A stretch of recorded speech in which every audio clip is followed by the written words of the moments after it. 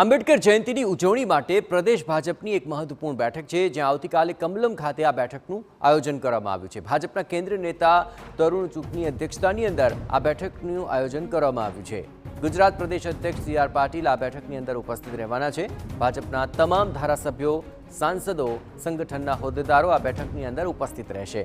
આંબેડકર જયંતિએ સંવિધાન જનજાગૃતિ માટેના વિવિધ કાર્યક્રમો અંગે પણ ચર્ચા વિચારણા હાથ ધરાશે।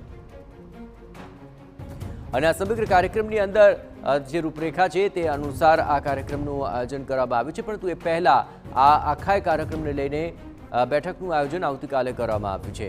જોકે સંવિધાન જનજાગૃતિ માટે વિવિધ કાર્યક્રમોનું આયોજન કરવામાં આવનાર છે અને તેને લઈને આ બેઠકની અંદર મહત્વપૂર્ણ ચર્ચા હાથ ધરવામાં આવશે। 14મી એપ્રિલ બાબા સાહેબ આંબેડકરનો જન્મદિન અને તે જયંતિના નિમિત્તે વિવિધ કાર્યક્રમોનું આયોજન છે, જેની પર વધુ વિગતે વાત કરવા જોડાઈ રહ્યા છે ટીવી9 પોલિટિકલ એડિટર કિંજલ મિશ્રા।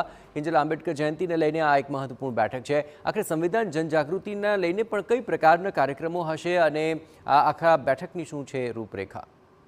देखो, भाजपની વાત કરવામાં આવે તો 10 વર્ષથી જે આંબેડકર જયંતિ છે તેની ઉજવણી છે તે કરવામાં આવતી હોય છે, આવી રહી છે, પરંતુ લોકસભાની ચૂંટણીના પહેલાના સમયગાળામાં કોંગ્રેસ દ્વારા આખું સંવિધાન બચાવોનું એક આખું જે કેમ્પેન હતું તે શરૂ કરવામાં આવ્યું। હાલાકી ભાજપનું હંમેશા માનવું છે કે આંબેડકરના જે નિયમો છે કે આંબેડકરના જે જીવનના મૂલ્યો છે તેની પર સૌથી વધારે અગર જો કોઈએ કામ કર્યું હતું તો ભાજપે કામ કર્યું હતું। આંબેડકર જયંતિ આવી રહી છે ત્યારે ભાજપ દ્વારા દેશભરમાં મહત્વના જે કાર્યક્રમો છે તે આપવામાં આવી રહ્યા છે, તેને લઈને એક બૃહદ બેઠક છે તે શનિવારે યોજાવા જઈ રહી છે। તેમાંથી કેન્દ્રીય મંત્રી તરુણ ચુગ છે તે ગુજરાત આવી રહ્યા છે અને ભાજપ પ્રદેશ પ્રમુખ સી આર પાટીલ પણ ગુજરાતમાં આ બેઠકની અંદર હાજર રહેવાના છે। ખાસ કરીને સંવિધાન દિવસના સંવિધાનની જનજાગૃતિ અને યુવા પેઢીને કેવી રીતે સંવિધાન સાથે કનેક્ટ કરવામાં આવે તેને લઈને જે મહત્વના કાર્યક્રમો છે તેની રૂપરેખા છે તે આવતીકાલ નક્કી કરવામાં આવશે। 10:30 વાગ્યાથી આ બેઠક છે તે કમલમ ખાતે શરૂ થશે।